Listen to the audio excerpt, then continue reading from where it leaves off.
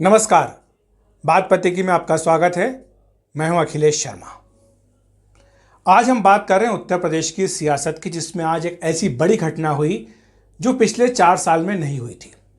यह घटना क्या है? वैसे तो सुनने में बहुत सामान्य लगती है। आज उत्तर प्रदेश के मुख्यमंत्री योगी आदित्यनाथ अपने उप मुख्यमंत्री केशव प्रसाद मौर्य के घर गए। बहुत सामान्य, सुनने में कोई बड़ी बात नहीं है। मुख्यमंत्री उप मुख्यमंत्री साथ में काम करते हैं, एक दूसरे घर में आना जाना होना चाहिए, तब जबकि घर बिल्कुल नज़दीक हो। 5 कालिदास मार्ग पर मुख्यमंत्री रहते हैं, 7 कालिदास मार्ग पर उप मुख्यमंत्री रहते हैं। चाहे तो पैदल ही चलकर वहाँ जा सकते हैं, लेकिन 4 साल लगा ये यात्रा करने में मुख्यमंत्री को अपने उप मुख्यमंत्री के घर जाने में। और आपको बताएं कि आज जब योगी आदित्यनाथ वहाँ गए हैं तो अकेले नहीं गए, उनके साथ उनके दूसरे उप मुख्यमंत्री दिनेश शर्मा थे। इसके अलावा आरएसएस के बड़े नेता कृष्ण गोपाल भी उनके साथ थे। ये भी खबर है कि दत्तात्रेय होसबोले भी थे वहाँ पर, हालांकि अभी इसकी पुष्टि नहीं है।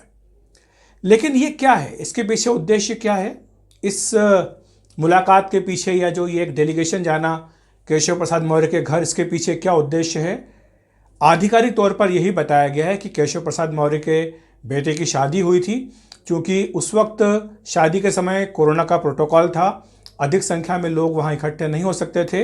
इसीलिए अब जबकि स्थिति सामान्य हुई है, प्रतिबंध कई तरह के जो हटाए गए हैं कोरोना से जुड़े हुए, उसके बाद योगी आदित्यनाथ उनके बेटे को आशीर्वाद देने के लिए और स्नेह भेंट के तहत मिलने के लिए गए थे।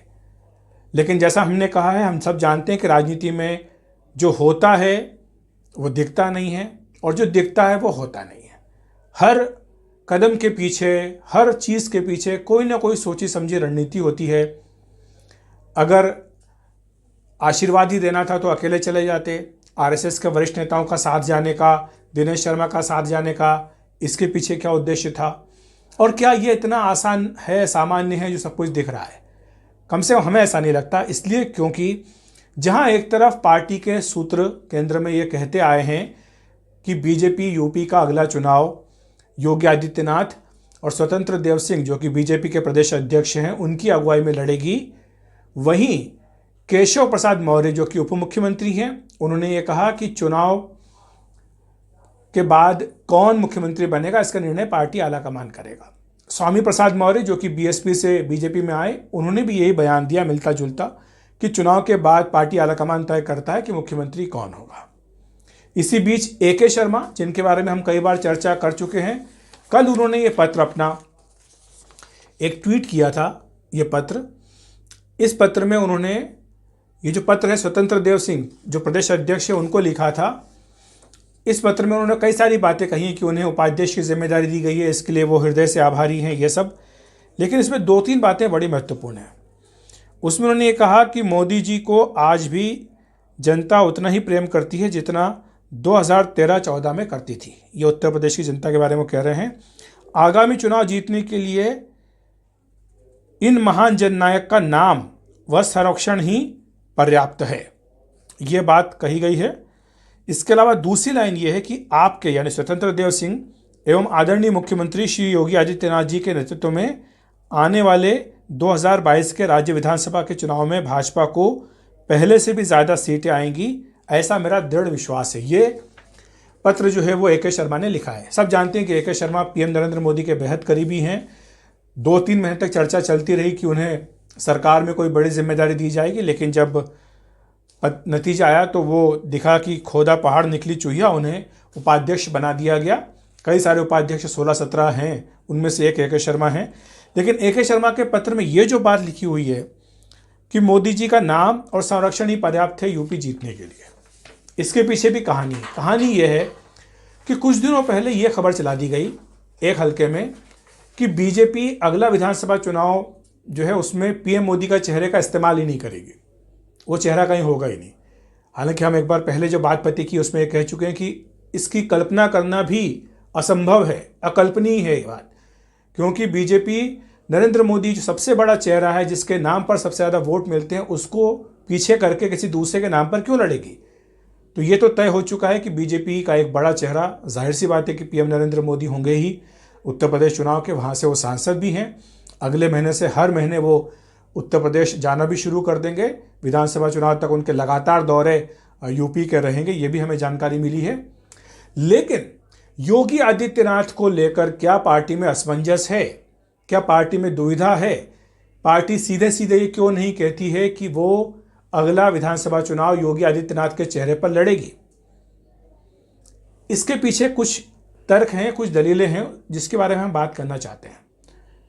2014 के बाद ऐसे कई चुनाव हुए जहां पर कि बीजेपी ने अपने मुख्यमंत्रियों को जाहिर सी बात है कि चेहरा बना करके चुनाव लड़ा, क्योंकि बीजेपी की यह रणनीति साफ होती है कि जो मुख्यमंत्री होता है उसी के नाम पर चुनाव लड़ा जाता है। छत्तीसगढ़, मध्य प्रदेश, राजस्थान में वसुंधरा, शिवराज सिंह चौहान, रमन सिंह, इनका चेहरा आगे रख करके चुनाव लड़ा गया। हालांकि बीजेपी इन तीनों ही राज्यों में चुनाव हार गई।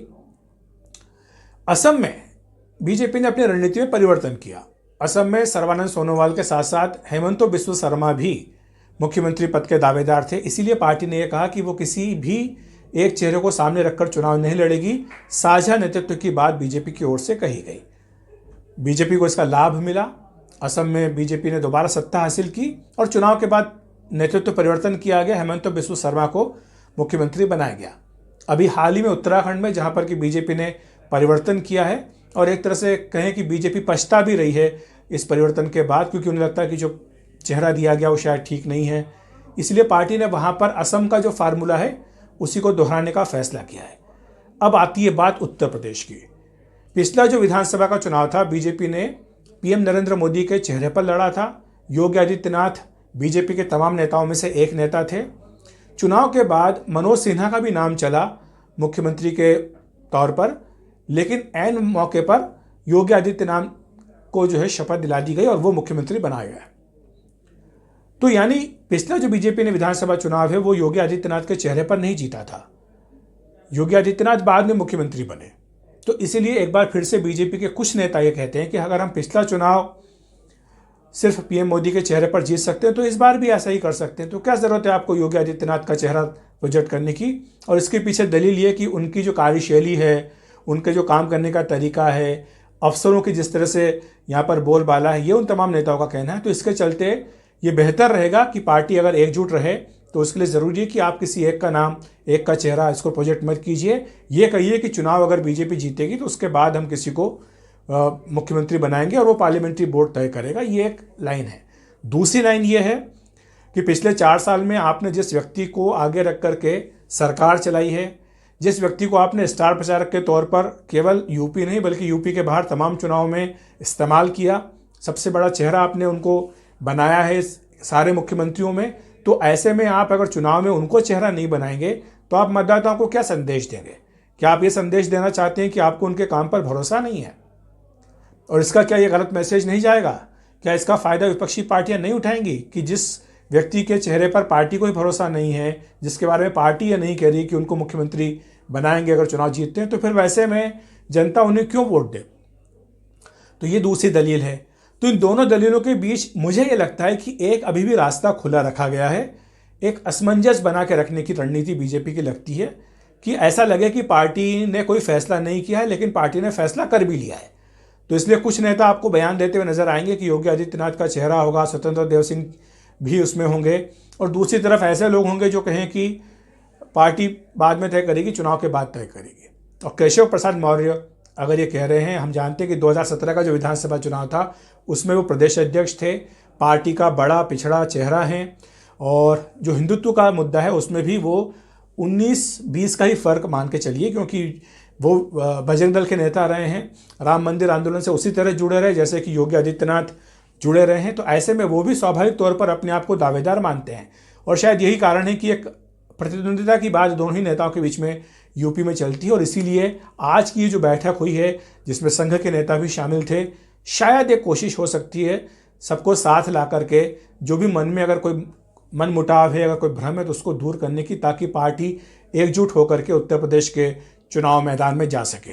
रही बात नेतृत्व की, तो पार्टी ये कह रही है कि योगी आदित्यनाथ ही चेहरा होंगे, और जाहिर सी बात है कि कहना भी चाहिए, क्योंकि कई नेता ये मानते हैं कि अगर आप योगी आदित्यनाथ को अब हटाते हैं या ये संदेश देते हैं कि आप उनके काम से खुश नहीं हैं, तो आप पार्टी का बहुत बड़ा नुकसान उत्तर प्रदेश में कर रहे होंगे, क्योंकि कुछ भी कहिए वो आपके नेता बन चुके हैं उत्तर प्रदेश में।